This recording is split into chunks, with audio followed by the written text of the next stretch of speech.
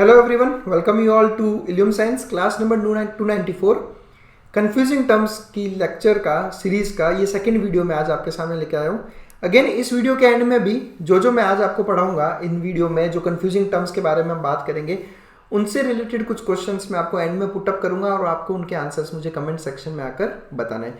पिछले वीडियो में हमने जो हमारा पहला लेक्चर था उसमें हमने 5 टर्म्स डिस्कस किए थे जो हमें काफ़ी कंफ्यूज करते हैं। यहाँ पे भी हम 5 और टर्म्स स्टडी करेंगे।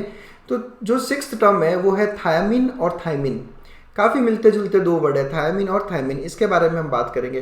देखो थायामीन बेसिकली विटामिन B1 को कहते हैं, जबकि थायमिन एक पैरामिडीन है। आपने पढ़ा होगा कि हमारे न्यूक्लिक एसिड्स यानी डीएनए और आरएनए में नाइट्रोजनस बेसिस होते हैं। वो नाइट्रोजनस बेसिस 2 टाइप के होते हैं, प्यूरिन्स एंड पैरामिडिन्स। तो उन्हीं पैरामिडिन्स में से एक है थायमिन।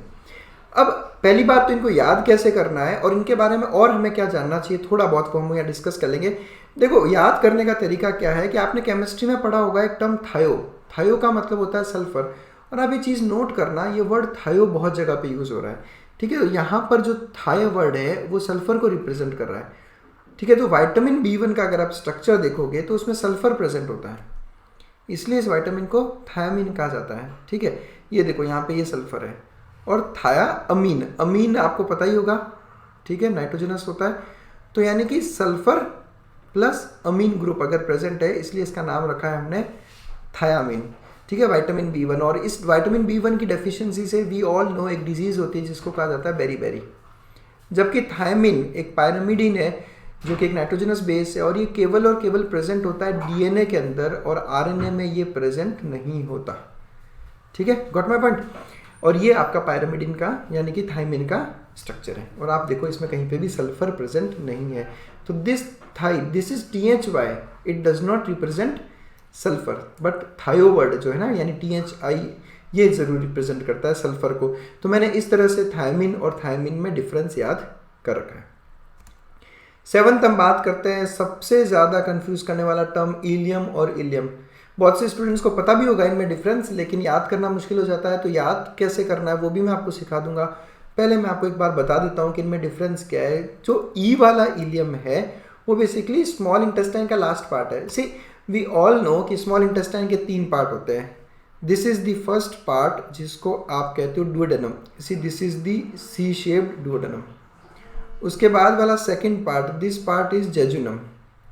और ये रहा आपका तीसरा पार्ट जिसको हम कहते हैं इलियम। तो दिस एंटायर इज इलियम। ठीक है, ये पूरा पार्ट कौन सा है? इलियम, ई वाला इलियम। जबकि आई वाला ilium is a part of innominate bone, यानी जो आपकी हिप बोन जिसको हम इनोमिनेट बोन कहते हैं उसी का पार्ट है इलियम। अब ये जो इलियम है, जो हिप बोन है, हिप बोन के 3 पार्ट होते हैं। This is ilium, this part, ये जो आपको ग्रीन पार्ट दिखा रखा है, this is pubis, and this part is ischium. ये तीनों अलग अलग बोन्स नहीं है, ये तीनों फ्यूज्ड हैं आपस में और ये तीनों मिलकर एक हिप बोन बनाती है। यानी ये एक हिप बोन और ये दूसरा हिप बोन। इसलिए हम कहते हैं कि पेल्विक गर्डल में 2 बोन्स होती है। इनको आप कॉक्सल बोन्स भी कहते हो। ठीक है, तो इस कॉक्सल, इनोमिनेट या हिप बोन के 3 पार्ट होते हैं, इलियम, इस्चियम और प्यूबिस। नाउ मैंने इसको कैसे याद किया हुआ है और आप भी इस कैसे आप इसको याद कर सकते हो वो मैं आपको बता देता हूँ। देखो हम सबको पता है कि इंटेस्टाइन के लिए एक वर्ड यूज होता है एंटेरिक या एंटेरो। आप नोट करना इस चीज़ को, इंटेस्टाइन से रिलेटेड काफ़ी टर्म्स में ना एंटर वर्ड यूज होता है। जैसे आपने पढ़ा होगा अबाउट एंटेरिक फीवर, टाइफाइड को कहते हैं जिसमें इंटेस्टाइन इन्फेक्ट होता है। या फिर आपने पढ़ा होगा अबाउट सक्कस एंटेरिकस। ठीक है, सक्कस एंटेरिकस किसको कहते हैं हम? सक्कस एंटेरिकस इंटेस्टाइन के जूस को, डाइजेस्टिव जूस को कहते हैं। तो यहाँ पे वर्ड एंटर बार बार रिपीट होता है, तो ये एंटर वर्ड का मतलब ही इंटेस्टाइन होता है। तो एंटर वर्ड स्टार्ट्स विद ई, यानी जो ई वाला इलियम है उससे आप याद कर सकते हो एंटेरिक यानी कि intestine. I hope this is very simple to remember. ठीक है, इसमें कोई अलग से ज़्यादा दिमाग लगाने की ज़रूरत नहीं है।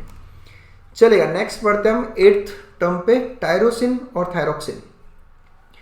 ठीक है, थोड़ा अलग टाइप रहता है और थायरोक्सिन हमने इतनी बार सुना है कि हमें अच्छे से पता है कि थायराइड हार्मोन को बोलते हैं, बट फिर भी कंफ्यूज करते हैं 2 टर्म्स, टायरोसिन और थायरोक्सिन। टायरोसिन एक नॉन एसेंशियल अमीनो एसिड है जबकि थायरोक्सिन एक थायराइड हार्मोन है। ठीक है, now this is tyrosine, this is tyrosine. Tyrosine के बारे में एक बहुत खास चीज़ आपको याद करनी है। देखो मैंने जानबूझ के, मुझे पता है ये दोनों वर्ड्स इतना कंफ्यूज नहीं करते आपको, लेकिन मैंने फिर भी इन दो टर्म्स को उठाया। उसका रीज़न मैं बताता हूँ आपको। टायरोसिन जो है एक बहुत ही इम्पॉर्टेंट, एक कंप्लीट बायोलॉजिकल सिस्टम, एक पूरा मैकेनिज्म है जिससे मल्टीपल सब्सटेंसेस का फॉर्मेशन होता है। तो उसमें टायरोसिन एक बहुत इंपॉर्टेंट रोल प्ले करता है। बहुत से हार्मोन्स का प्रोडक्शन में टायरोसिन हेल्प करता है। टायरोसिन किस किस का सिंथेसिस करता है? Tyrosine is responsible for synthesis of thyroid hormone. Now thyroxine is a thyroid hormone और ये टायरोसिन से ही बनता है, ठीक है। उसके अलावा जितने भी कैटेकोलोमिन्स हैं, what are catecholamines? So these are the hormones produced from adrenal medulla. आपके एड्रिनल मेडुला के हार्मोन्स को हम कैटेकोलोमिन्स बोलते हैं, जिसमें डोपामाइन, एड्रिनालिन और नॉर एड्रिनालिन, ये तीनों हार्मोन्स आते हैं। और उसके अलावा melanin pigment which is responsible for the pigmentation of skin. ये तीनों का सिंथेसिस टायरोसिन नाम के अमीनो एसिड से होता है। तो नाउ यू कैन इमेजिन कि कितना इंपॉर्टेंट होता है ये अमीनो एसिड टायरोसिन। जबकि थायरोक्सिन एक थायराइड हार्मोन है। अब अगेन, क्या सभी थायराइड हार्मोन्स को थायरोक्सिन कहा जाता है? ये एक और कंफ्यूजन है स्टूडेंट्स में। मैं आपको ना एक बार लेके चलता हूँ। देखो थायराइड हार्मोन्स के दो टाइप होते हैं, एक होता है T3 और एक होता है T4। मैं एक बार आपको स्ट्रक्चर दिखाता हूँ T4 का। यहाँ देखो, आपको ये T4 का स्ट्रक्चर है। इस T4 के स्ट्रक्चर में आपको 1 2 3 4 आयोडीन मॉलिक्यूल्स दिख रहे हैं। 4 आयोडीन मॉलिक्यूल्स दिख रहे हैं, इसलिए इसका नाम रखा गया T4। T4 क्यों? टेट्रा, टेट्रा मतलब 4, आयोडो मतलब आयोडीन और थायरोनिन, थायरोनिन मतलब तुम्हारा थायराइड हार्मोन। तो थायराइड हार्मोन जिसमें 4 आयोडीन हो उसको कहा गया टेट्रा आयोडोथायरोनिन। जबकि एक और थायराइड हार्मोन होता है जिसमें 3 आयोडीन मॉलिक्यूल्स होते हैं, उसको कहा जाता है ट्राई आयोडोथायरोनिन। तो T3 इज ट्राई आयोडोथायरोनिन और T4 इज टेट्रा आयोडोथायरोनिन। ये दोनों ही दो अलग अलग टाइप है थायराइड हार्मोन्स के। और आप थायरोक्सिन दोनों को नहीं बोलते, थायरोक्सिन कहा जाता है T4 को। रिमेंबर दिस, ये बहुत से स्टूडेंट्स को नहीं पता। मैं काफ़ी क्लियर बता रहा हूँ आपको कि थायराइड हार्मोन दो होते हैं, T3 T4। T4 को ही थायरोक्सिन कहते हैं, T3 को थायरोक्सिन नहीं कहते। You have to remember this. 9th चलते हैं हम, सेरेब्रम और सेरेबेलम। अब आप में से बहुत सोच रहे होंगे कि सर ये कभी हमें कंफ्यूज नहीं करते, बट कुछ स्टूडेंट्स को ज़रूर इनमें कंफ्यूजन रहता है। तो मैं क्लियर कर देता हूँ आपको एक पिक्चर से। देखो, आपका जो फोर ब्रेन है, उस फोर ब्रेन का सबसे बड़ा और सबसे इंपॉर्टेंट पार्ट इज सेरेब्रम। ये जो येलो कलर में मैंने आपको दिखा रखा है, दिस इज सेरेब्रम। इनफैक्ट आपके ब्रेन का लार्जेस्ट पार्ट है सेरेब्रम। सेरेबेलम उसी सेरेब्रम के हाइंड पोर्शन के नीचे की तरफ, यानी पीछे की पोर्शन की तरफ प्रेजेंट होता है सेरेबेलम। दिस इज सेरेबेलम, जिसको आप लिटिल ब्रेन भी कहते हो। This is cerebellum. Now cerebellum is a part of hindbrain and cerebrum is a part of forebrain. तो this is the difference. Cerebellum को ही लिटिल ब्रेन कहा जाता है। 10th difference, spermatogonia, spermatocyte, spermatid और spermatozoa. मेरे WhatsApp पे सबसे ज़्यादा डाउट यही आया है कि सर इनमें डिफरेंस क्या होता है, ये आप हमें बताइए। इनमें जो मेजर डिफरेंस है वो डिफरेंस है स्टेज का। स्टेज का कैसे? देखो, अगर आप पढ़ोगे, स्पर्मेटोजेनेसिस की बात करता हूँ मैं, तो spermatogenesis starts with germ cells. ठीक है, हम लोग यहाँ देख लेते हैं जर्म सेल्स। जर्म सेल्स क्या होते हैं? जर्म सेल्स आपके टेस्टिस का जो एपिथेलियम है, जिसको आप कहते हो जर्माइनल एपिथेलियम, उस जर्माइनल एपिथेलियम के सेल्स को हम कहते हैं जर्म सेल्स। ये सारे डिप्लॉयड होते हैं। इन्हीं जर्म सेल्स में से धीरे धीरे डेवलप होके बनते हैं स्पर्मेटोगोनिया, जिसका सिंगुलर है स्पर्मेटोगोनियम, यानी एक स्पर्मेटोगोनियम और उसका प्लूरल रहता है स्पर्मेटोगोनिया। अगेन ये डिप्लॉयड सेल है। स्पर्मेटोगोनियम डेवलप होकर बनते हैं, इनमें माइटोसिस होता है, ठीक है, और माइटोसिस से बनते हैं बहुत सारे प्राइमरी स्पर्मेटोसाइट्स। अगेन ये एक डिप्लॉयड सेल है। Now this primary spermatocyte will undergo meiosis, और मियोसिस फर्स्ट के बाद में जो दो सेल्स बनेंगे उनको बोला जाएगा सेकेंडरी स्पर्मेटोसाइट। फिर जब मियोसिस सेकेंड कंप्लीट होगा तो टोटल 4 सेल्स बनेंगे जिनको कहा जाएगा स्पर्मेटिड्स। वी ऑल नो कि मियोसिस में 4 सेल्स का फॉर्मेशन होता है एंड में। तो यहाँ से मियोसिस शुरू हुआ है प्राइमरी स्पर्मेटोसाइट से। तो एक प्राइमरी स्पर्मेटोसाइट से के मियोसिस से 4 स्पर्मेटिड बनते हैं, ठीक है। और मियोसिस फर्स्ट के बाद ही रिडक्शन डिवीजन हो जाता है, यानी हैप्लॉइड सेल्स बन जाते हैं। यानी प्राइमरी स्पर्मेटोसाइट और सेकेंडरी स्पर्मेटोसाइट में सबसे बड़ा फर्क यही है कि प्राइमरी स्पर्मेटोसाइट डिप्लॉइड है और सेकेंडरी स्पर्मेटोसाइट हैप्लॉइड है। सबसे बड़ा क्वेश्चन यही रहता है एग्जाम में कि प्राइमरी स्पर्मेटोसाइट और सेकेंडरी स्पर्मेटोसाइट में मेजर डिफरेंस क्या है। तो प्राइमरी स्पर्मेटोसाइट डिप्लॉयड है, सेकेंडरी स्पर्मेटोसाइट हैप्लॉयड है। तो प्राइमरी स्पर्मेटोसाइट और उससे पहले के जितने भी स्टेजेस हैं, यानी प्राइमरी स्पर्मेटोसाइट, स्पर्मेटोगोनियम और जर्म सेल्स, ये सारे डिप्लॉयड होते हैं। जबकि सेकेंडरी स्पर्मेटोसाइट, स्पर्मेटिड और स्पर्मेटिड से डेवलप होने वाला स्पर्म, ये तीनों जो हैं ये हैप्लॉयड स्ट्रक्चर हैं। तो स्पर्मेटोगोनिया से डेवलप होंगे स्पर्मेटोसाइट्स, स्पर्मेटोसाइट भी दो हो गए, प्राइमरी और सेकेंडरी। स्पर्मेटोसाइट से डेवलप होंगे स्पर्मेटिड्स, स्पर्मेटिड से डेवलप होंगे स्पर्मेटोजोआ, और इन्हीं स्पर्मेटोजोआ को ही स्पर्म्स कहा जाता है। तो गेटिंग माय पॉइंट, तो ये डिफरेंस है इन तीनों में, यानी these are different stages during spermatogenesis. I hope the doubt is clear. इससे रिलेटेड एक और डाउट बहुत से स्टूडेंट्स को रहता है, वो ये है कि सर स्पर्मेटोजेनेसिस यानी जो पूरा स्टेप है और स्पर्मियोजेनेसिस, इन दोनों में क्या डिफरेंस होता है। स्पर्मेटोजेनेसिस और स्पर्मियोजेनेसिस में क्या डिफरेंस होता है। बिल्कुल कमेंट सेक्शन में आपको अगर पता है तो बिल्कुल आप आकर कमेंट सेक्शन में इनमें डिफरेंसेस ज़रूर मुझे बताएं।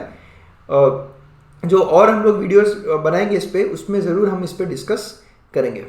चलिए एट द एंड जाने से पहले इसी वीडियो से रिलेटेड केवल 5 क्वेश्चंस मैं आपको पूछूंगा and you try to figure out the answer, ठीक है। मैं कोई ऐसे क्वेश्चंस नहीं पूछने वाला जिसका डायरेक्ट आंसर्स या फिर वो हो जाए, मतलब मैं कुछ ऐसे क्वेश्चंस ही पूछूंगा जो आपको काफ़ी हेल्पफुल रहेंगे आपके और कंसेप्ट्स बिल्डअप करने में।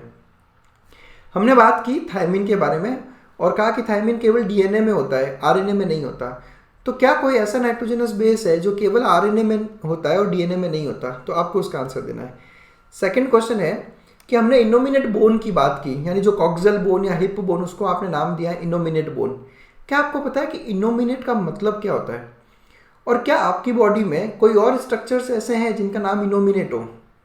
जैसे इनोमिनेट बोन, क्या उस तरह का कोई और स्ट्रक्चर है जिसका नाम इनोमिनेट हो, वो आपको मुझे फाइंड आउट करके बताना है। आप जब इसके बारे में पता करोगे ना कि इनोमिनेट का मतलब क्या होता है, you will find the answer very interesting.